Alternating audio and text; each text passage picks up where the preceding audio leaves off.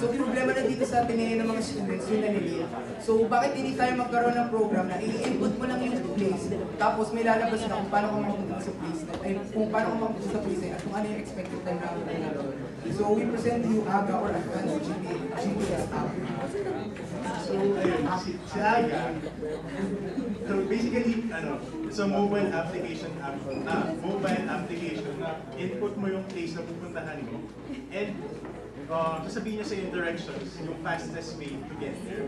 So, ang difference niya sa GPS device natin ngayon is that it considers other factors na nakaka-affect sa travel time natin, such as yung weather and traffic, and aside dun sa distance.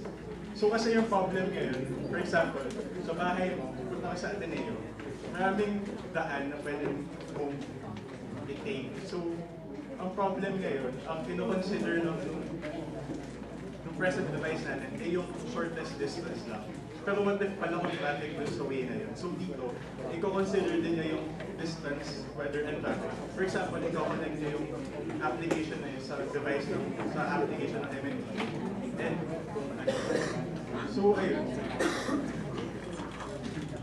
Okay, so for example, mas mahaba yung daan, ay mas maikli yung daan, pero sobrang traffic dito. Tapos merong mas mahabang daan na kapag, dahil hindi siya traffic, mas mapapag-aga ka ng daan. So with AGA, ipepresent yung mas fastest way para makarating ka dun sa place. At ipepresent at ilalagay din niya yung time kung anong oras ka darating doon. So with AGA, mas mapapaaga ka sa kailangan mo darating.